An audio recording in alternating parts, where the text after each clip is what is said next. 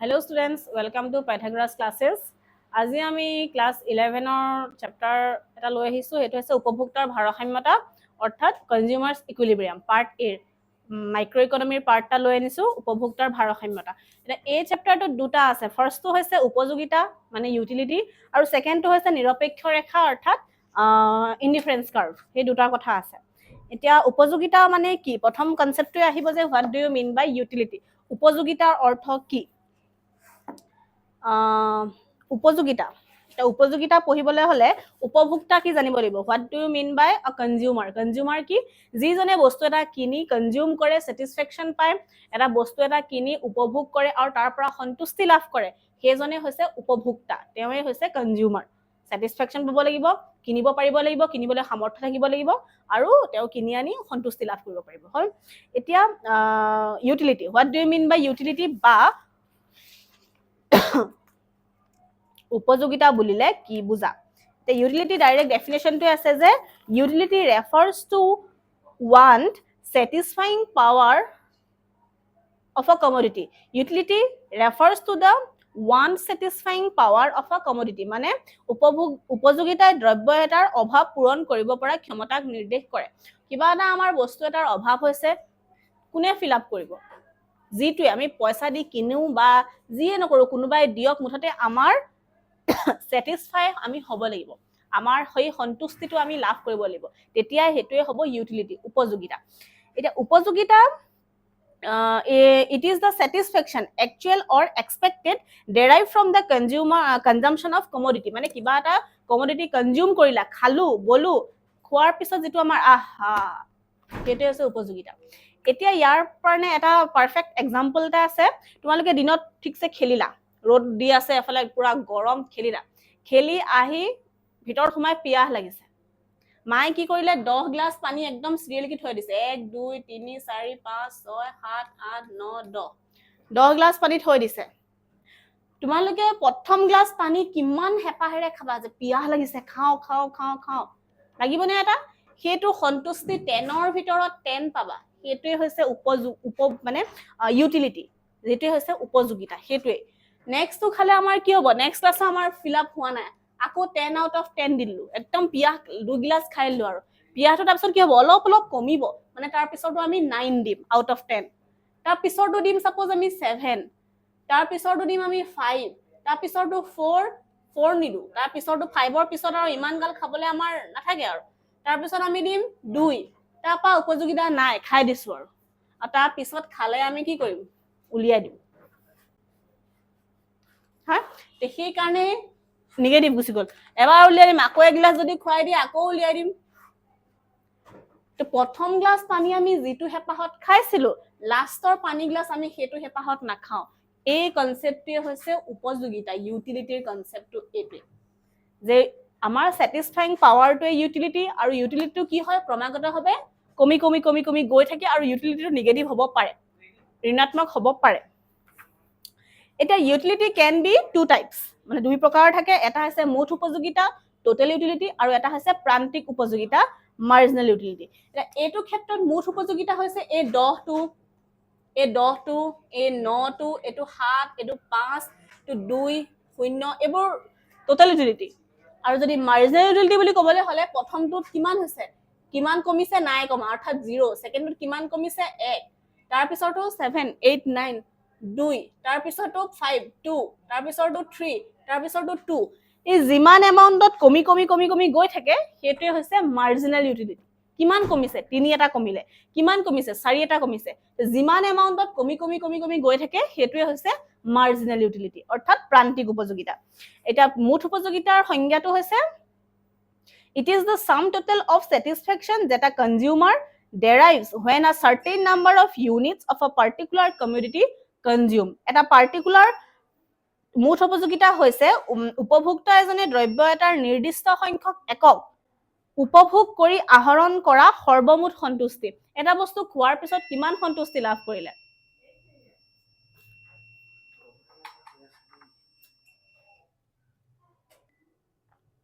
খোৱাৰ পিছত কিমান সন্তুষ্টি লাভ কৰে বস্তু এটা উপভোগ কৰাৰ পিছত কিমান সন্তুষ্টি লাভ কৰিলে টোটালটো হৈছে টোটাল ইউটিলিটি এটো 10 20 29 তাৰপিছত আকৌ +7 কৰিলে কিমান হ'ব +5 কৰিলে কি হ'ব এই টোটাল ইউটিলিটি আৰু যেতিয়া আমি মাইনাস কৰিম 10ৰ পৰা 9 কিমান কমিলে 1 সেইটো হ'ব মাৰ্জিনেল ইউটিলিটি অৰ্থাৎ প্ৰান্তিক উপযোগিতা এতিয়া টোটাল ইউটিলিটি আমি সদায় TUD কওঁ আৰু মাৰ্জিনেল ইউটিলিটি অৰ্থাৎ প্ৰান্তিক উপযোগিতা MUD কওঁ তো আমি নেক্সট পঢ়োতে আমি TU আৰু MU কওঁ টোটাল ইউটিলিটি মুঠ উপযোগিতা প্ৰান্তিক উপযোগিতা MU মাৰ্জিনেল ইউটিলিটি এটা অসমীয়া মিডিয়াম খিনি ইংলিশত TU MU লিখিলে কাটি দিব নেকি নাকাটে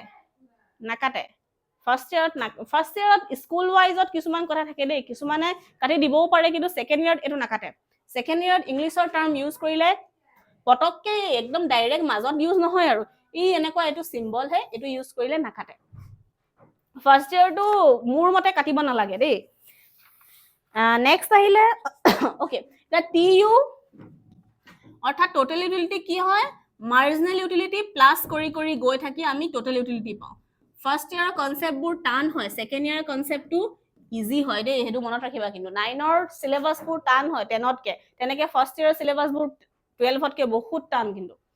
এটা টোটাল ইউটিলিটি মুঠ উপযোগিতা কি হয় মাৰ্জিনেলবোৰ প্লাস কৰি যেটো পাও হেতুৱে হৈছে মুঠ উপযোগিতা টোটাল ইউটিলিটি এতিয়া মাৰ্জিনেল ইউটিলিটি আহো MU মানে কি কৈছিলো টোটাল ইউটিলিটিৰ পৰা যেটো কমি যায় প্ৰথম ক্লাস পানী খাওতে 10 সেকেন্ড ক্লাস পানী খাওতে 9 কিমান কমিলে 1 হেতুৱে হৈছে মাৰ্জিনেল বুলি কোৱাৰ লগে লগে সেই ডিফাৰেন্সটো মনত পেলাবা মানে প্ৰান্তিক বুলি কোৱাৰ লগে লগে সেই ডিফাৰেন্সটো মনত পেলাবা এতিয়া মাৰ্জিনেল ইউটিলিটিৰ কনসেপ্টৰ ডেফিনেশনটো হৈছে it is the additional satisfaction derived from the consumption of additional unit of the commodity additional কৈ আছে কিন্তু এটা এক্সট্ৰা প্ৰান্তিক উপযোগিতা হৈছে দ্ৰব্য এটাৰ অতিৰিক্ত একক উপভোগৰ পৰা আহৰণ কৰা অতিৰিক্ত সন্তুষ্টি এটা এক্সট্ৰাকে খাই দিয়াৰ লগে লগে এক্সট্ৰা কিবা এটা সন্তুষ্টি পোৱাটো হৈছে মাৰ্জিনেল প্ৰান্তিক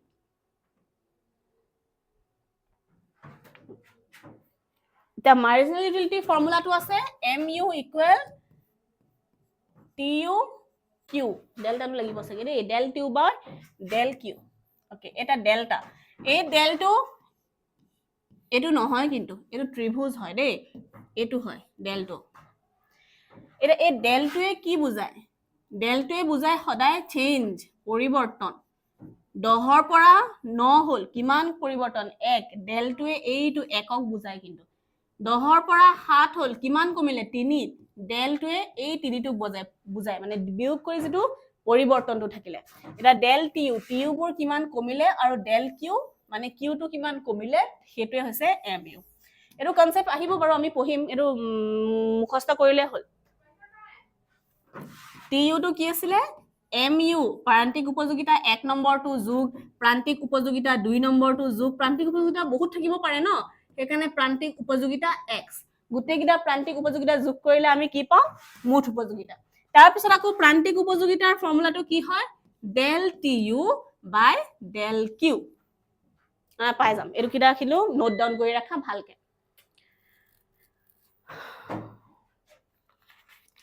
এতিয়া প্ৰান্তিক উপযোগিতা আৰু মুঠ উপযোগিতাৰ মাজৰ সম্পৰ্ক এটা ৰিলেশন আছে relationship between total utility and marginal utility এটো খুব আহে প্ৰশ্নত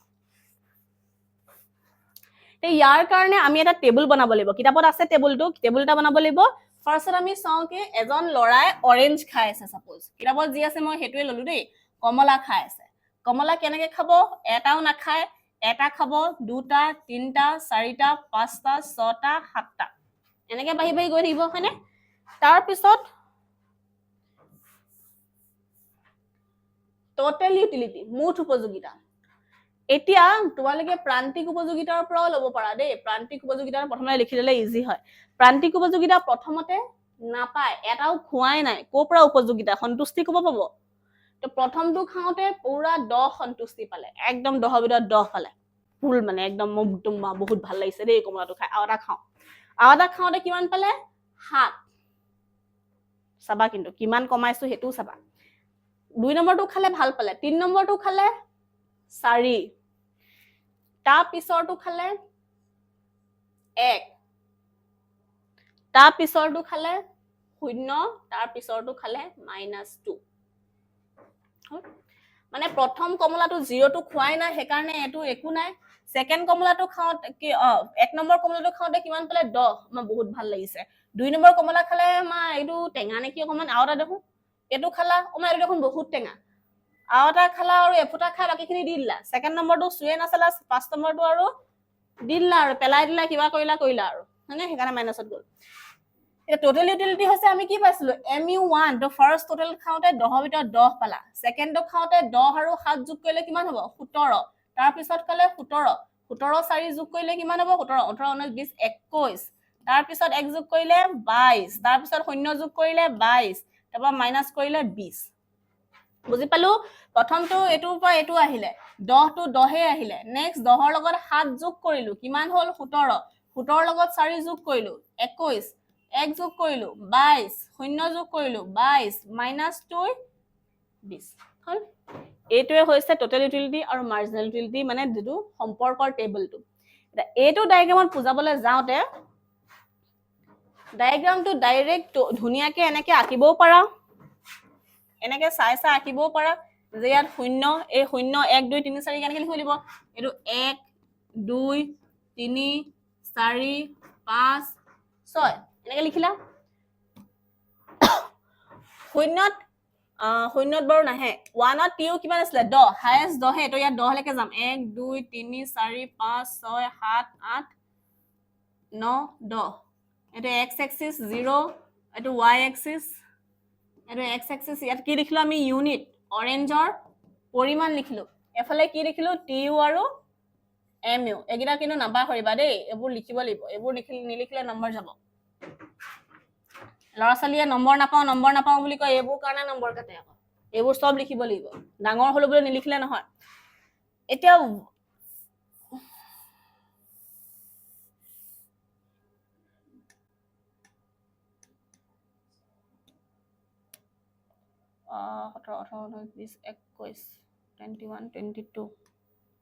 Okey. একত থাকোতে 1ত এটা অৰেঞ্জ খাওঁতে ইউটিলিটি কিমান আছিল 10 তো আমি ফাৰ্স্টটো 10ত দিছো 2ত থাকোতে ইউটিলিটি কিমান আছিল 7 10 9 8 7 এটো নেক্সট 3ত থাকোতে 21 10 17 ওপৰলৈহে যাব কি কৰিছো 1 2 3 4 5 6 7 গুটেটো খলাই দিও দেই ভালকে ইয়াতে লিখি লৈছো দেই এটো অৰেঞ্জ ওই এই ডায়াগ্ৰামটো এফালে কৰি দিবা দেই পিছত এটো মানে গুটেটো কাটি দিবা ইয়াত কাটো ডায়াগ্ৰামটো আকৌবাৰ মই লিখি লৈছো তাত জায়গা কম হল এটো অৰেঞ্জ 0 1 2 3 4 5 6 তাৰ পৰা আছিল টিউ ফাৰ্স্ট টো নাই mu ফাৰ্স্ট টো নাই তাৰ পিছত কিমান আছিল ইয়াত 10 দিছিলো সো 10 ইয়াত দিছিলো 7 সো ইয়াত 17 ইয়াত দিছিলো 4 ইয়াত 21 ইয়াত দিছিলো 2 10 নহয় 1 দিছিলো 1 ৰ কাৰণে আহিছিলে 22 ইয়াত দিছিলো 0 22 ইয়াত দিছিলো -2 সো ইয়াত আহিলে 20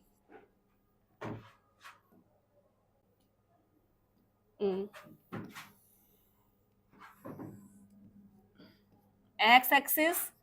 y axis এটা x y টো দিবা দেই মই কৈ আছো বাৰে বাৰে কৈ আছো যে নম্বৰ এইবোৰতে কাটে দি দিয়াৰ কাৰণে 1 2 3 4 5 6 10 20 30 40 50 60 70 দিলো আৰু কিবা এটা দেই হাইয়েস্ট কিমান আছে 22 22 লৈকে তোমালোকে দিব লাগে এনেকে 22 হ'ব লাগে দেই মই হেৰি আকিছো 5 10 15 5 দিলেও কমি যাব 2 4 6 8 10 12 14 16 18 20 22 ওকে to 1 থাকোতে 10 1 থাকোতে 10 2 থাকোতে 17 2 থাকোতে 16 17 এই গণত 3 থাকোতে 21 3 থাকোতে 21 4 থাকোতে 22 5 থাকোতে 22 6 থাকোতে কমি আহিছে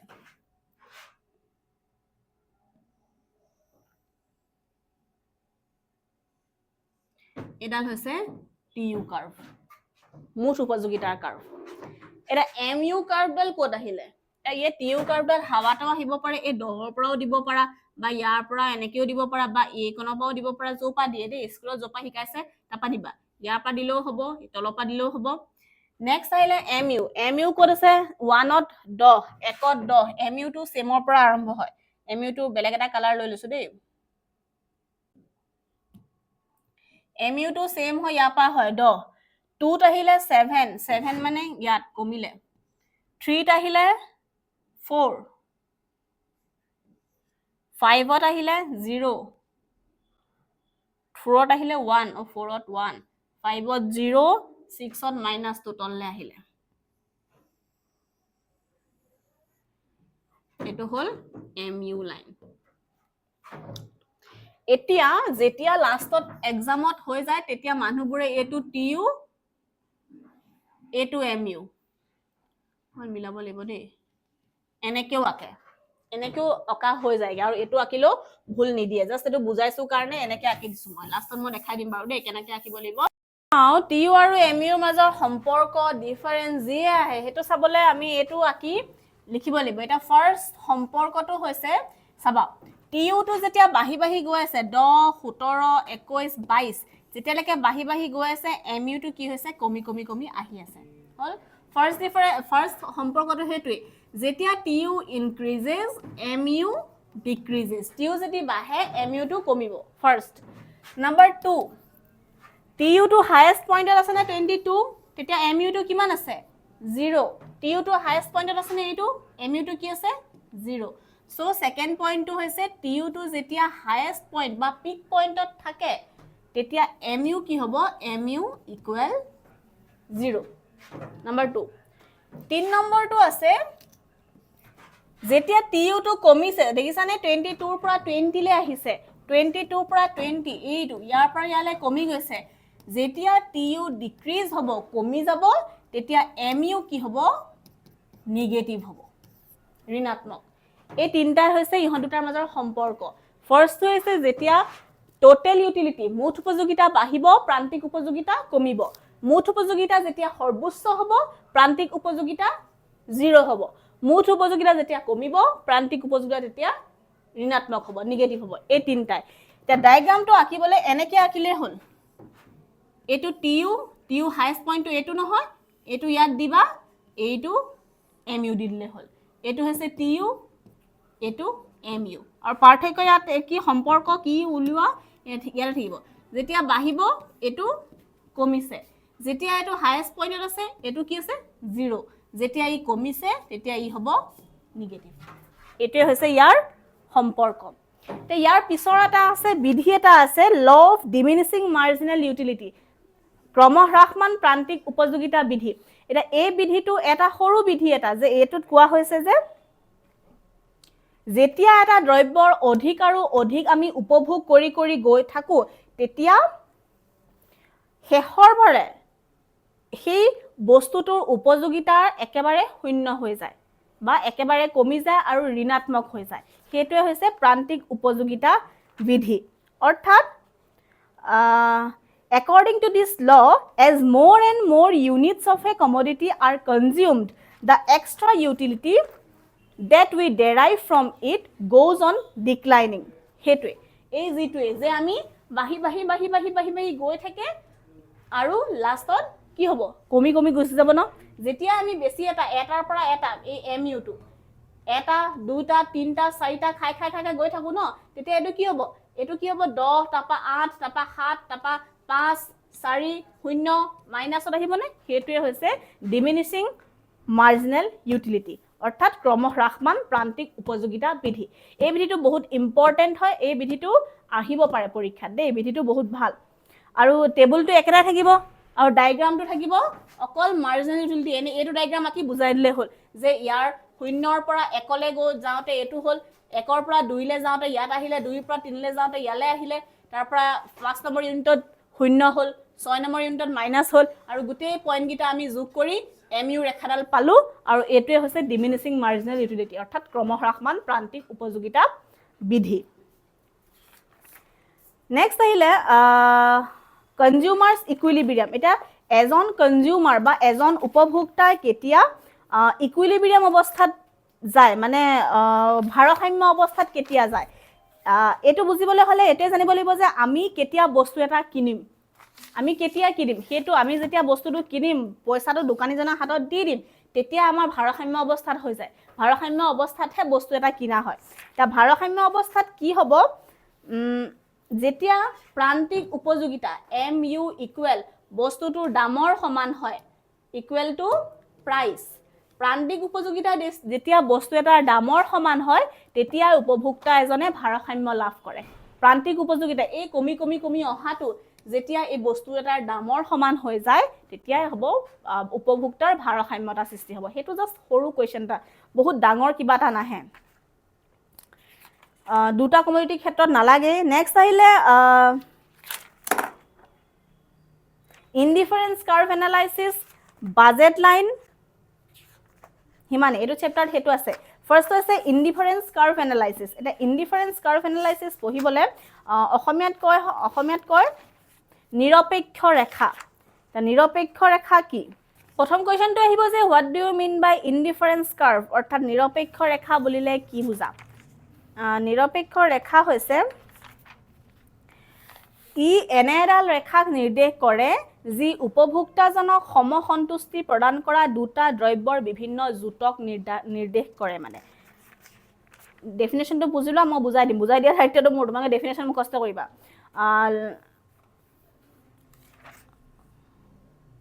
Indifference curve refers to a curve that shows various combination of two commodities which provide equal satisfaction to the consumer. অৰ্থাৎ কি কৈছে, এটা দুটা কমোডিটি যেতিয়া কনজিউমাৰে গ্ৰহণ কৰে, উপভোক্তাজনে দুটা বস্তু যেতিয়া খায়, মই খাইটোৱে কওঁ দেই, যেতিয়া খায় তেতিয়া দুইটাৰ পৰা সমান সন্তুষ্টি লাভ কৰে। মানে এইটো খালেও বহুত ধুনীয়া দেই, 10ৰ ভিতৰত 10, আৰু ইটো খালেও বহুত ধুনীয়া দেই, 10ৰ ভিতৰত 10। কিন্তু এইটো বস্তু খালে সেইটো বস্তু খাব নোৱাৰিব, সেইটো বস্তু খালে এইটো বস্তু খাব নোৱাৰিব, সেই তেনেকুৱা, এই বস্তুটো সেই তেনেকুৱা। মানে এতিয়া ইনডিফাৰেঞ্চ কাৰ্ভ পঢ়িবলৈ হ'লে আমি দুটা দ্ৰব্য ল'ব লাগিব। এটা ফাৰ্ষ্টটো হৈছে গুড এক্স আৰু ইটো হৈছে গুড ৱাই, দুটা দ্ৰব্য ল'ব লাগিব। এতিয়া গুড এক্সটো যেতিয়া এটা খায়, গুড ৱাইটো 10টা খায়, হ'ল। গুড এক্সটো যেতিয়া দুটা খাব,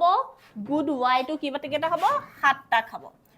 গুড এক্সটো 3টা খালে, গুড ৱাইটো খাব 4টা। 5টাই ধৰিছে, 5টাই ধৰা, 5টা। আৰু গুড এইটো 4টা খালে, এইটো খাব 4টা। 8, 10, 7, 5, 4, 10, 7, মই কিতাপত যেনেকৈ আছে তেনেকৈ দিছোঁ দেই। এতিয়া ইয়াত কি বুজাইছে, গুড এক্স যদি আমি এটা খাওঁ, গুড এক্স সাপোজ ধৰি লোৱা চিপছ, এইটো চকলেট, এনেকৈ ধৰি ল'লে ভাল। এটা চকলেট খালে আমি কি, এটা চিপছ খালে আমি চকলেট 10টা খাম। যদি দুটা চিপছ খাই দিওঁ, আমাৰ পেটটো ভৰি যাব, আধাটো ভৰিব, সেইকাৰণে আমি অকল 7টা চিপছ খাম। 3টা চকলেট খাই দিলে আমি অকল 5টা চিপছ খাম, আৰু 4টা চিপছ খাই দিলে আমি অকল 4টা চকলেট খাম। বস্তুটো তেনেকুৱা। মানে ইনডিফাৰেঞ্চ কাৰ্ভ, এইটো যদি খাই দিওঁ, এইটো 1, এইটো 2 কৰি এইটো 10 আমি কৰিব নোৱাৰোঁ। এইটো 2 কৰিলে এইটো আমি কিবা এটা এমাউণ্টত কমাব লাগিব। এনেকৈ নকৰি 1, 2, 3, 4, 5 কৰি এফালে 10, এফালে 8, 8ৰ পৰা 3 গ'লে 5, 5ৰ পৰা 4 গ'লে